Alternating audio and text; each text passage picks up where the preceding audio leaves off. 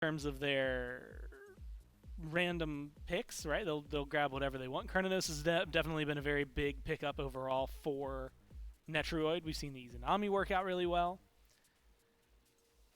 I was going to say Circuit because I feel like that's a pick both of these junglers can play, but I think the Warriors have been doing their homework. Take that one away from Kirmi. Bakasura, another one both these junglers can play. Yep.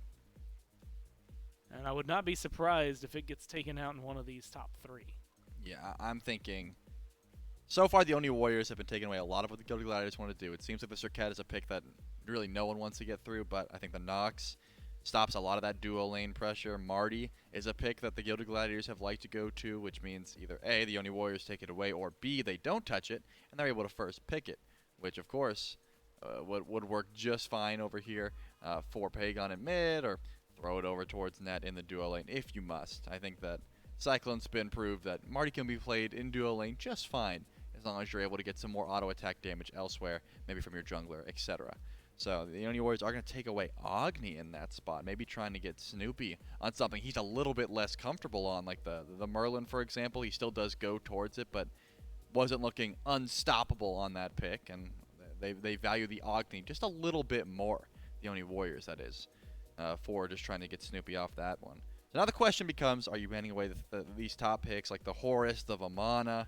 Are you worried about the Marty? The Gilded Gladiators, unfortunately, are in a tough spot, but if they leave all 3 open, they can grab 2, right when the Oni Warriors grab their first pick.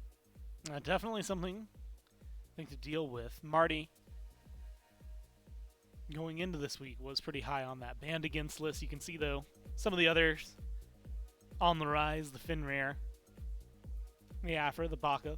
Horus, surprisingly, right now, making it through. Hercules, banned out. There's only other one H-God right now in the meta that has been heavily contested. That's the Hell, who has been another more or less consistent ban versus the Gladiators over the last few weeks. Vamana, though, of all the gods that we've talked about, going to be the first pick. And actually, after talking about what Scary D was able to do on this god yesterday, it makes a lot more sense to see him scooped away. Yep, now you get to see either A, Horus and Marty, or B, I guess they're already having the Horus. I was going to say Horus and Baka. Those are the only 2 picks I could see here. If it's not Horus and Marty, then it's got to be Horus and Baka.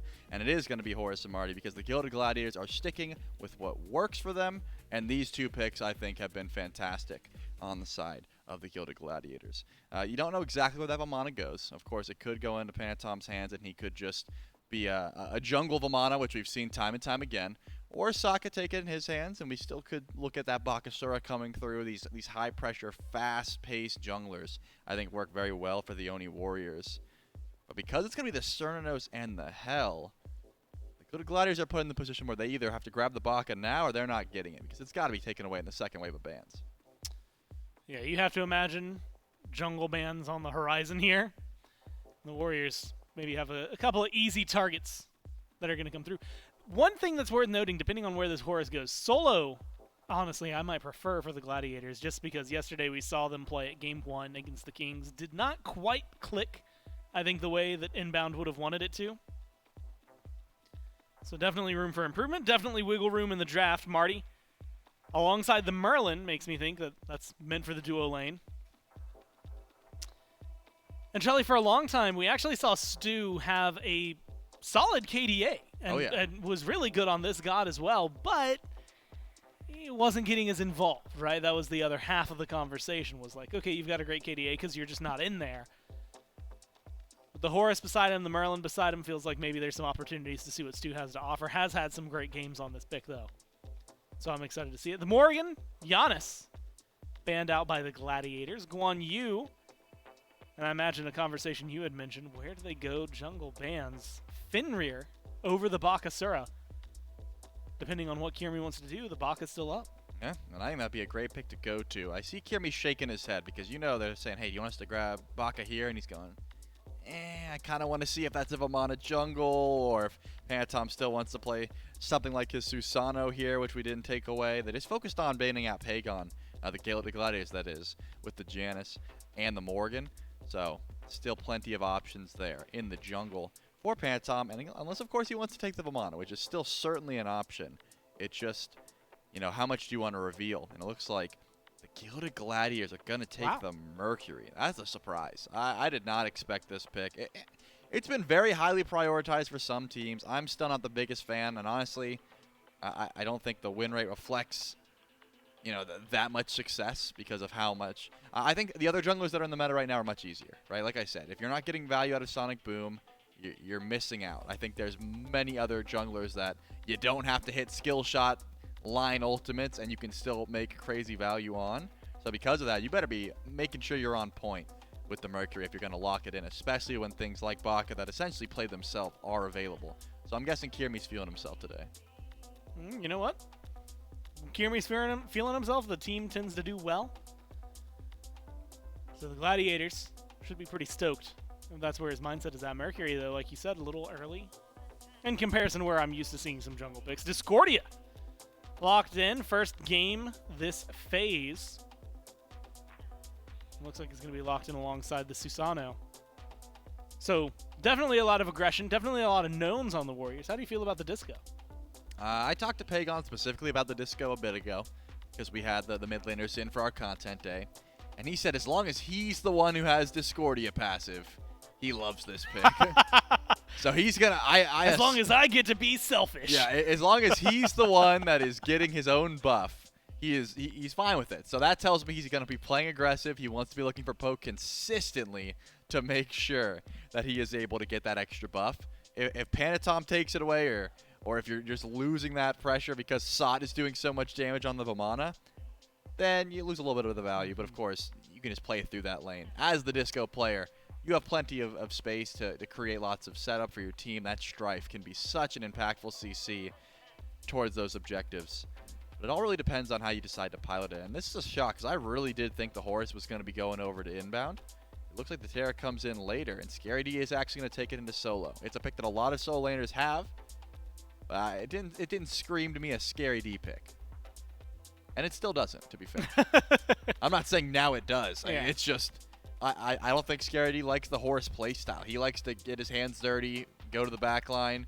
Horus is more sit back, calculated play. I'm going to go for CC, but you're not really getting that aggressive. I do want to ask you about some pick and ban theory here. Please do. And that's that with the Mercury locked in where it was. Yes. The Warriors got to have that conversation. We've seen Vamana go to the jungle more often than not so far this year. But that was the point you had brought up was maybe you grab your support where Mercury would be. Let Kirmi kind of stew in it a little longer, see what team he's going up against. Do you like the Susano in response to a Mercury, or would you have preferred the Vamana-Mercury matchup? It depends on who's piloting the Susano, but I have 100% confidence in Panatom on this pick, no matter what the matchup is. It could be all 5 gods that Susano hates, and I'd be like, Panatom's going to find a way, don't worry. Yeah. And I don't want to have that much faith in him. He's just given us that much data on how well he's been playing in the jungle. It really is disgusting. So yeah, I like it here. I imagine he's going to try and get the Disco passive. I wouldn't be surprised if there's 3 members of the Oni Warriors fighting for that Disco passive consistently. It's going to be Pagon, it's going to be SOT, and it's going to be Panatom. Netroid, late game you can get it for sure, but it's going to take a bit. The duo lane meta right now is not scrapping and looking for 1v1s. It's, oh boy, I cleared the wave, got to go get my chest camp, my purple buff, and now I'm back to tower line again. Now, the 3 people you just mentioned, self-proclaimed clowns, is what we just learned. And I will sign out, I'll stamp that as well. Do you think that causes issues, not necessarily in like a comms way, but in a, I bet I can get the Disco passive from you, and someone steps up maybe a little too far, causes some trouble for the team? I can tell you from experience, SOT and Pagon Q rank together a lot, and when they're on my team, they're always competing for something, and now they're in an actual competitive league together, so they'll just be like, oh, you have 1 more kill than me, I'm going to go camp at the enemy speed buff so I can try and get a kill. That's the kind of mindset they have. It's a little different in the actual SPL, but I would not be surprised if they're saying, wait, you have top damage? Okay, give me a second. Like, I'm running into this fight, and I'm going to do more damage than you. That's the kind of mindset they have, and we get to talk to them in interviews, and they reflect that. The SPL, look, it changes the mentality of, like, the game itself. It doesn't change who you are as a person, and I think that's what you're getting at, is that, well, maybe we'll see some good. I mean, even Sot in the interview was just saying, he's like, yeah, a lot of the times we've lost, it's because we've been, like, he didn't say the word trolling. You could tell he wanted to say the word trolling, though. He was just trying to avoid that one. Yep. it's just those moments where things just slip away from them, let's call it. We'll see, I guess, whether or not they have those moments this game with the disco passive specifically there to maybe create some tension between the players of the Warriors. Will they take it 1-0? Will the Gladiators continue to impress? Let's find out in Game 1. When Gordon says the only Warriors lose, and every once in a while they'll lose a game, but this is a team that has not lost a set yet here in Season 10, the last undefeated team we've got in the Smite Pro League. And look, going into this weekend, Myth, we would have said if you could get through the Ravens, it's absolutely going to end up the same way. You're still going to be the only undefeated team in the Smite Pro League. You got the Gilded Gladiators to finish off your weekend. I still think a betting man, which you are not, would put money on the Oni Warriors to win this one. However, I think the Gladiators showed us they can dethrone these undefeated teams. They can compete. Just going to take another repeat performance from what we saw them play yesterday. You know, I've spent the first 3 or 4 years, I don't know how long I've been casting here, Dave. You are in your 4th year of Smite. I'm glad you're keeping track. And the first year, the major piece of feedback that Hindu Man had given me was you're too negative. You're focusing too much on the negatives. And I think that was a bit of the player brain. You know, you're picking apart play, seeing where you can improve it. Years 2 and 3 really all in on the positive, you know, especially with some of these teams in the past that have really struggled, like the Valkyries, for example. Oh, they, you know, any given day they might just show up and find this win. I'm nervous of where you're going with this. Which one are you leaning into I don't here? believe in the any given day narrative anymore. I think it's once in a blue moon you might get a dub until you prove to me that it is not an anomaly and it is in fact a trend. I'm not putting a whole lot of weight here. Well, that was the issue with the Valkyries last year, is they beat the Kings and then immediately next week and into the next game struggled to piece those together. But players across the league seem to be under the impression that, you know, the bottom end teams still feel more competitive than in years of past. So there's always going to be a team that's struggling to string wins together. And right now it's been the Gilded Gladiators. However, minds in the SPL still seem to think that they have a better chance of winning than maybe in years of past. And a good chance of finding first blood as Kirby's rotated into duo and Awesome Jake tossed aside. And a first blood for the Gilded Gladiators in the Mercury Jungle at level 3. I take it back. I'm buying stock. Gilded Gladiators, we're back. Well, let's see what happens here. Hold on. Okay. Let's see what happens here. Panatom gets a pull onto Kirby. But Kirby immediately returns the stun. No. Ooh. Panatom's got to run, but unfortunately the shield buff still returning some damage. Netrioid stands and fights, and as he should, because it's a 1-for-1 trade in duo, but now Snoopy's rotating on him in. Panatom takes the teleport right back How's in. He moving like that? Netrioid dodges everything. What? And some healing from Awesome Jake keeps his carry alive. He just maneuvered the backline. That's a solo? SOT got soloed by Scare. What is going on? I think Panatom broke some ankles. It was as if he became invisible. They couldn't see him anymore. We're still fighting? We're still fighting in the duo lane, but it's the Gilded Gladiators who come out ahead thanks to Scary D and his performance up against SOT really tipping the scales in favor of the Chaos side. Crazy stuff to start this game, but not a whole lot established on map. Maybe largest lead now does belong to Scary D with that direct solo kill. And with first blood going over to Kirmi, should be able to finish up his golden blade. What in the We're world? fighting everywhere. Hey, I don't mind it, Myth. Look, you and I, we had 30-minute 4-kill games. That's right. That ended up going 50 to start our day. We've earned a little. Call it 55. Because it was 55. You're right. This time you actually are right. I don't mind a little scrappiness to end my week here in the SPL. Things may fizzle out, however. It's not often we get that type of pace all game long, but it does seem like it's always the Oni Warriors when that pace is maintained. We didn't get to see it, Myth, but is a Horus solo against a Vamana expected in the first 5 levels? No. Okay. Soul Landers getting soloed in general, not exactly expected in the first 5. Hercules, probably the most likely to find that because you could just get pulled into a tower. That might just happen. If I had to guess what happened over here, SOT had Scary D pretty low. Yep. Decided to chase out. Yep. Scary D has a heal, and it's on a pretty low cooldown thanks to his shard. Just got baited a bit, and it's a turnaround kill.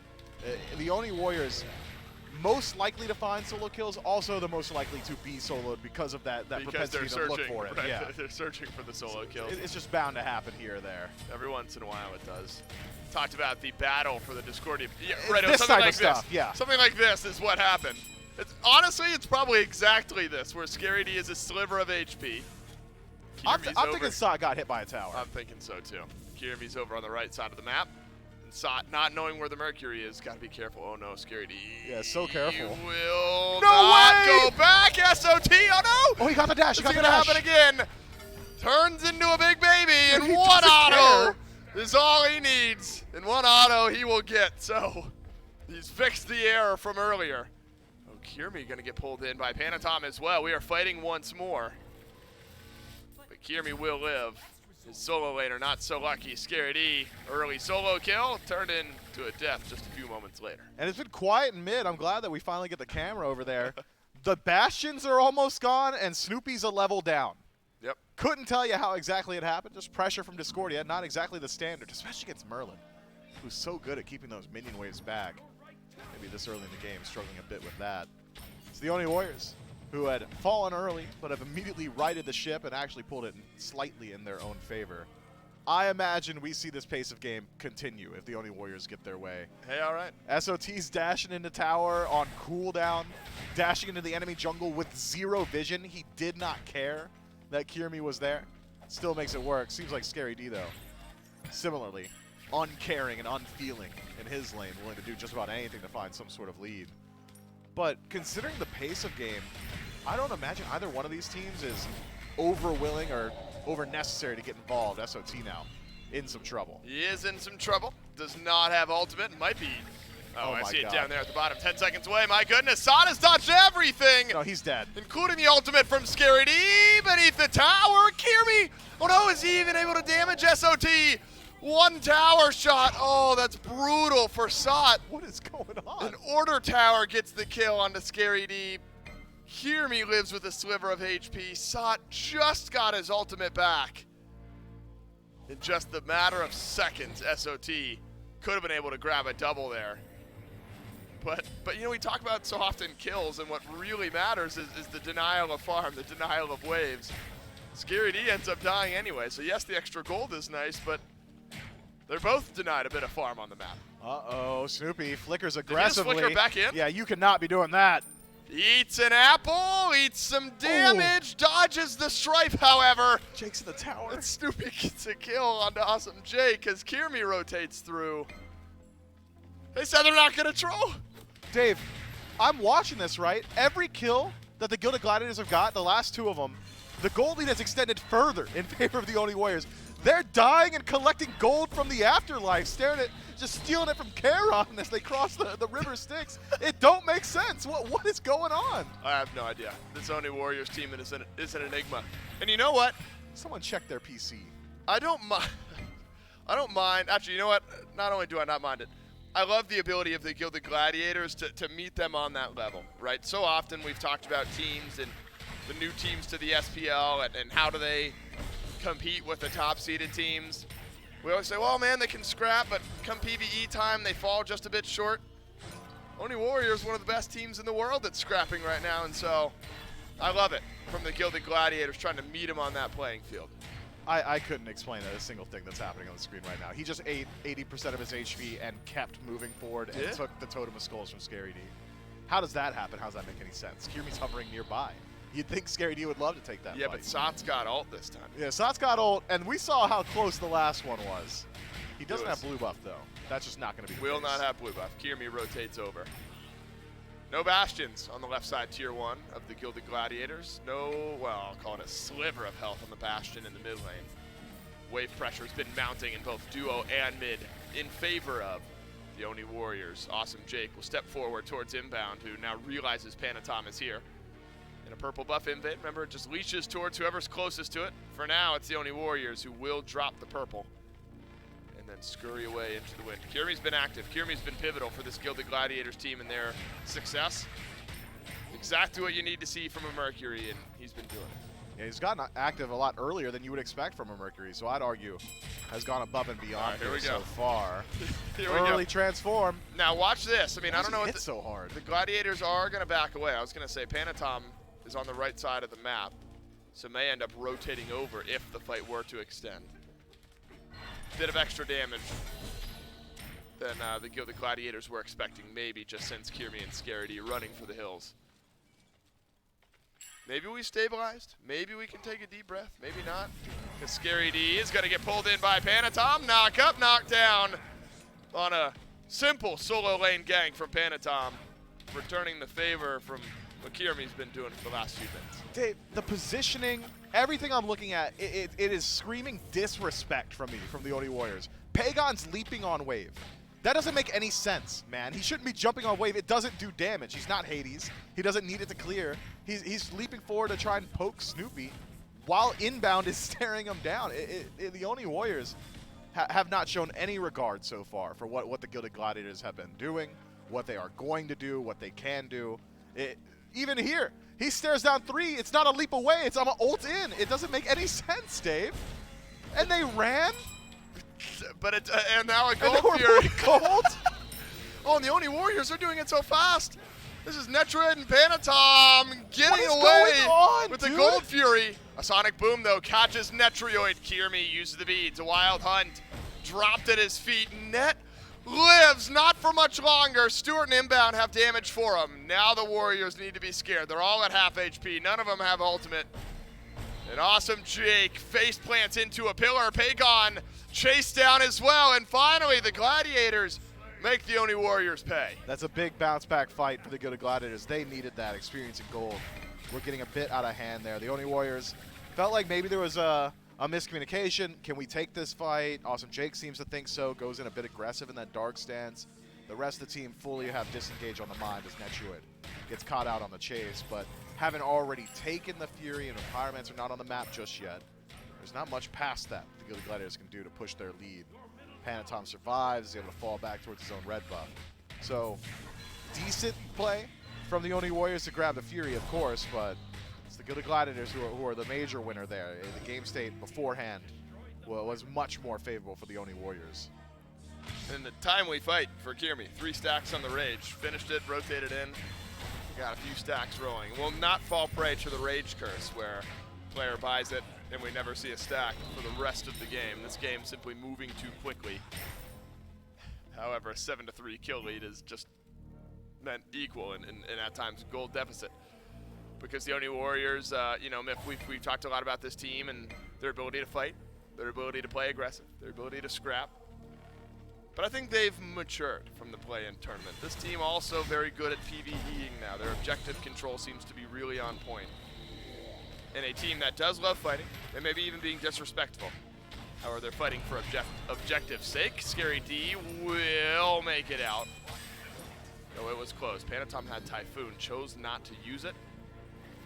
Well, there's presence on right from the Gilded Gladiators, so we'll knock down a tier 1 on left, say the Warriors. I like that dash from ScariD. Panatom actually connects that third ability. The Slipstream says, all right, if you teleport away, I'll be able to come towards you. ScariD realizes that, immediately channels his own stun on landing, on the off chance that Panatom decides to dive into that tower. I think Panatom likely corrects to not do it. It's Pagon. He stares down a Sonic Boom, immediately throws out his massive golden apple dragon. Yeah, I don't know what it is. I think it's a dragon. It's a pufferfish. A pufferfish. But a dragon. It's got poison damage. That's maybe.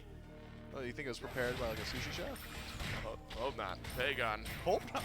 Well, are people eating poison fish? We'll find out. Pagon avoids a lot of the initiation. Panatom's here. Snoopy's got to be careful, but so does Panatom. Because remember, the Gladiators have damage on the return as well. And Panatom will get the Typhoon out. A double strife. Keeps things interesting and actually maybe just baits in Awesome Jake. He'll have to cleanse himself and heal himself. He'll be able to scurry away. Panatom, first death of the game. Called a bit of a bait over in mid. The Gladiators starting to get something rolling here. Have not adjusted the gold once in the 13 minutes. It really has been stagnant at about 800 since the first kill of the game.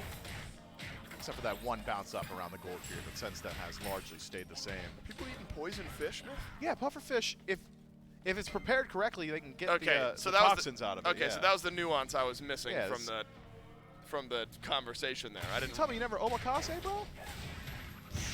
I don't know how to answer that. I'm gonna say no. Call the fight. I'm trying. I'm trying to keep up with the action that's happened. I think luckily for Sot and Scary D, things over in Solo Lane have really slowed down. However, unluckily for Scary D, his tower is one concerted effort from the Oni Warriors away from going down. You could say the same for mid. Bastions tend to be a pretty good indicator of the direction of pressure. Mid tier 1, also off the Oni Warrior side of the map. Gilded Gladiators saw the last Gold Fury go down quickly. They don't want the same thing to happen in the Primal. Flip a coin again. Gilded Gladiators get it this time. Netroid was close. Close does not count. So SOT is rotated out of Solo, and he will transform. Will he catch Kirmi? It's all about cooldowns at this point. A flicker away, a dash away, and an Earthen Fury. But that just put inbound in harm's way. And the Oni Warriors are going tower diving. Shouldn't have. A killing spree for Snoopy. At least answered by a kill and maybe a tier 1 for the Warriors in mid. Was that an Aegis from Snoopy for the Typhoon, or did Panatom whiff? I couldn't quite say. I mean, he's used his Aegis. Yeah, so. the Aegis has been used. Regardless, Snoopy finds his way out of there thanks to the help of Inbound, who sacrifices himself. That Earthen Fury, great at giving his team a little bit of damage mitigation, then splitting off means that you can't chase all three. Does put himself in harm's way. Will fall down, but in trade for Panatom and a Fury, I think a phenomenal trade for the Gilded Gladiators. But have they done too much on map? Pyromancer now. Under the eyes. But it's the Gladiators who take it, and it's got to be Stewart. Got to be Stewart who steals that away. A lot of burst damage out of the Marty. Scary D. Going to initiate onto this fight. Apple connects on a Snoopy. SOT still chasing down both of the carries. Needs a little support from the rest of his team because Sot has just simply done too much. Just crosses the 10,000 damage threshold. If there was a bit more range, a snipe, then the Gilded Gladiators would have to be more worried about their disengage. But a stolen Pyromancer. The Runic Bomb picked up. Gladiators, Smith, they've gone toe-to-toe with the Oni Warriors at every moment this game. They're far ahead in kills, which required the last couple of objectives to even the gold. Individual smart play from Snoopy in that last fight as well. Does not need to use the beads to flicker away for his own safety. Instead, uses his own beads so that he doesn't spread the golden apple over towards Stu. So team play on the mind of the Gilded Gladiators mid laner as he makes a hard decision. Now 120 seconds without that relic means that he could be the target of aggression from Panatom or Netroid or anyone with hard CC on the Oni Warriors. Oni Warriors playing around a bit too much here. A very fast-paced game met by the Gilded Gladiators at every turn. The objective steal finally puts the Gilded Gladiators in the driver's seat for the first time this game. Experience as well, still. Largely even across the board. Slight leads here or there for either side. Support, you're favoring Jake, Soul Lane, Scary D. Slightly ahead. Parity between these hunters, but not in methodology, Dave. One of these hunters is building auto attack. One of them wants to have consistent damage output, be able to shred the tanks inbound. Scary D.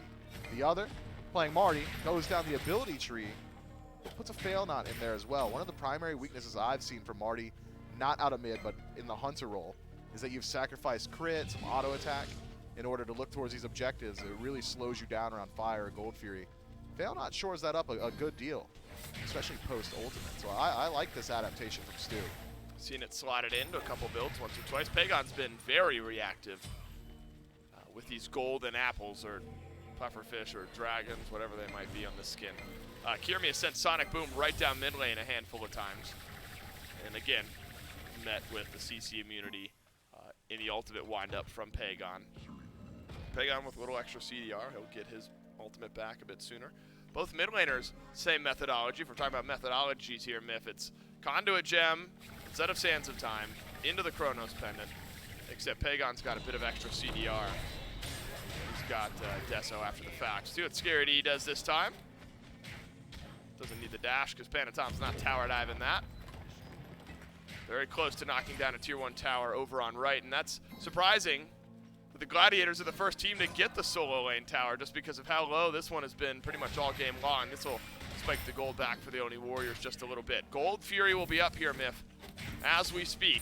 And the Gilded Gladiators are there on time. SOT has teleport. It's upgraded, but this Gold Fury burning quickly. You got a Merlin and a lot of damage on the other side. The Gold Fury to the Gilded Gladiators, but here comes Sot.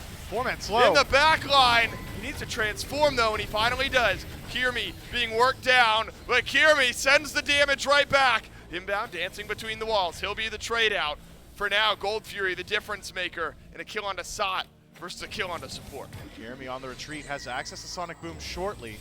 Might be able to make it 5 seconds. out of there with it. 5 seconds. Needs it now. Could 3. be too slow. He'll get it back. So Kiermi, if he can channel it, will get out. Didn't have the time. You got to charge it up, and that only sends you so far right off the rip. So Has to flourish with a hand clap first. Takes that's a while. right.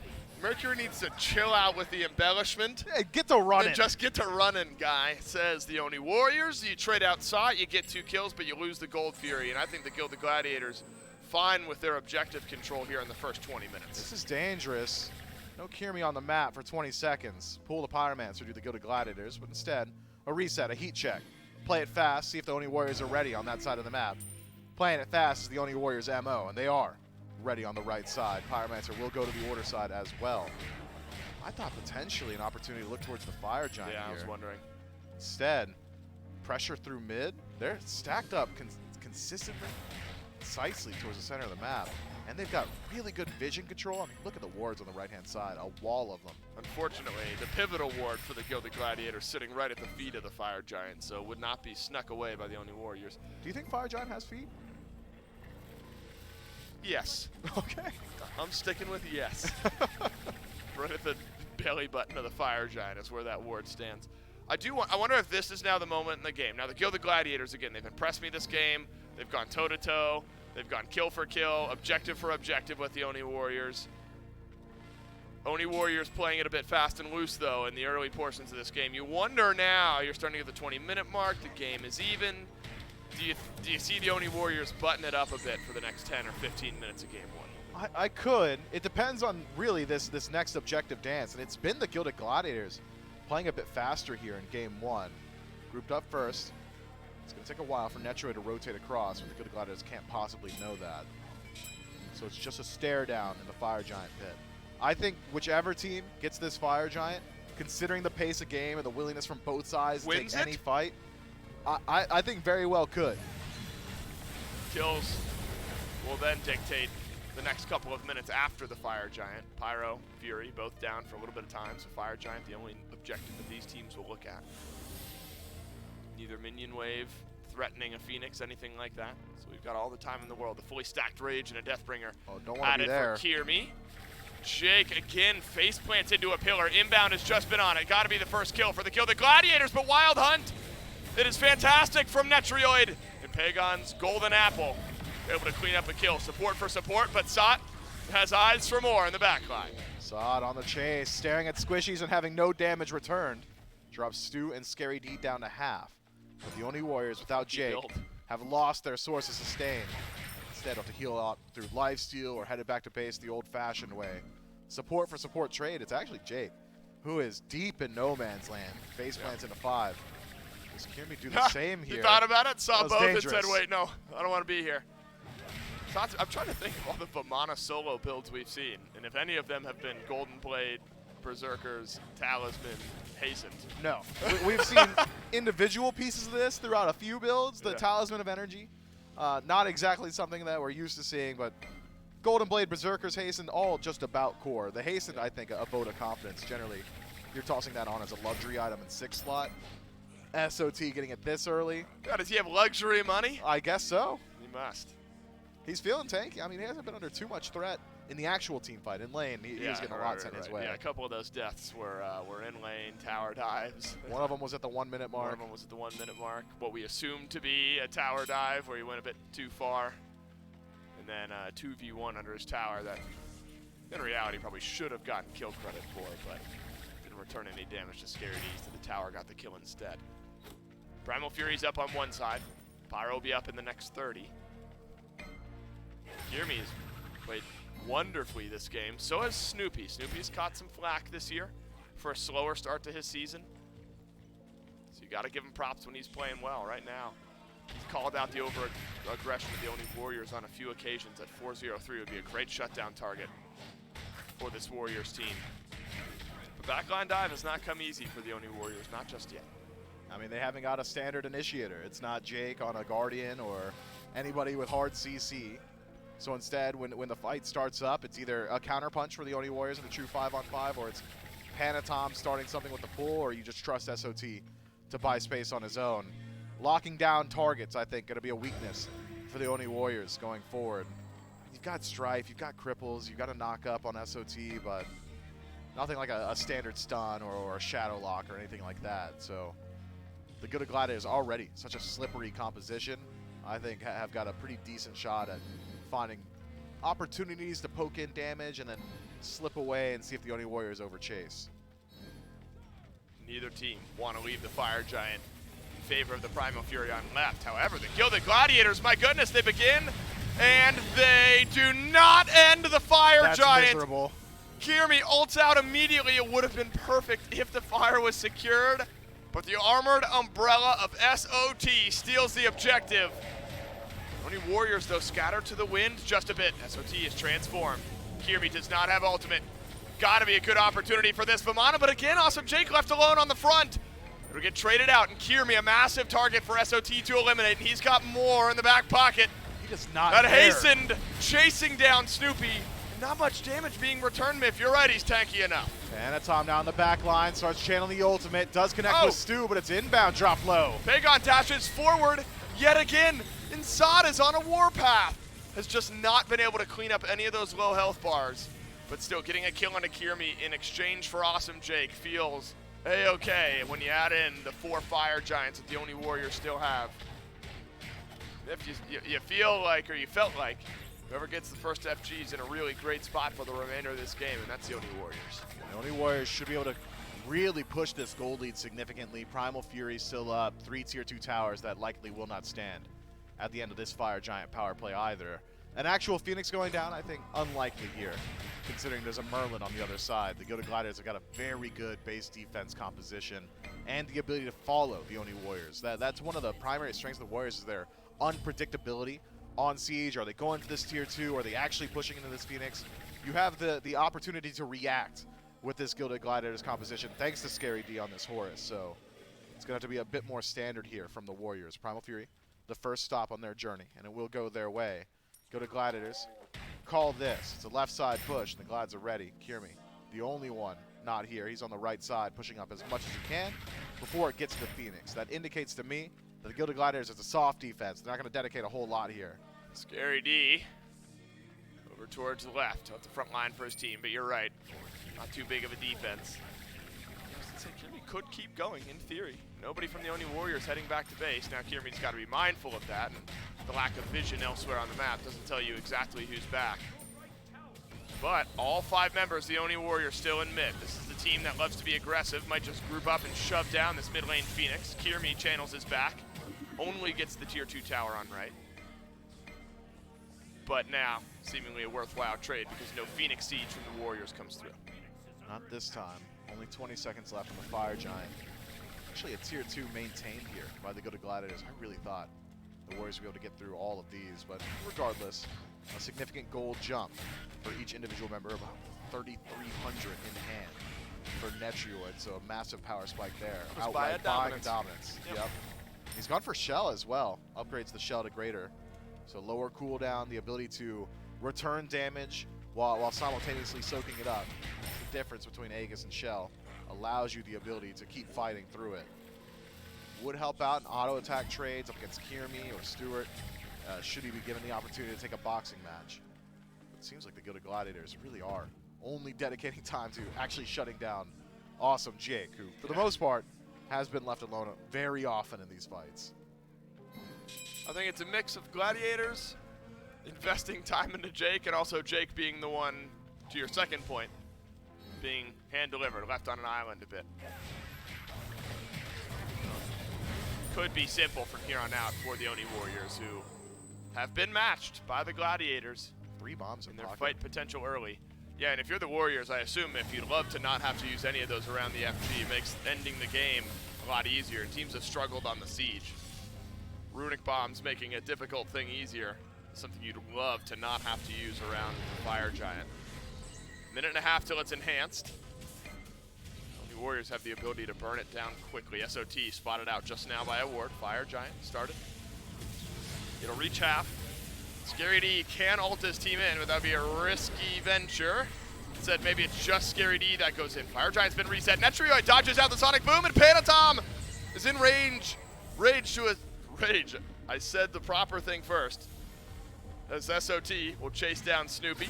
Stewart's there as well, and my goodness, the carries of the Gilded Gladiators in a terrible spot. What's happened? This fight has gone all sorts of sideways and backwards and upside down. As the ADC and the mid laner, the Gladiators just do not have any peel, and the Oni Warriors somehow get in behind all the front line. I mean, the Oni Warriors kept walking forward while the Gilded Gladiators teleport to the Warriors' back line, trying to shut down Netroid, and just really never caught up to the fight. They got 3 runic bombs. And 3 dead. They're in a 5 versus 2. You can tell the Oni Warriors trying to decide if it's game. It's Kirmi and Scary D. It's 30 seconds. Not a lot of cleave damage. They can simply walk up 3,000 damage at the feet of the Titan. And that's the mindset of the Oni Warriors. Runic bombs used. Misses. Watch your burst. A little bit rolls in.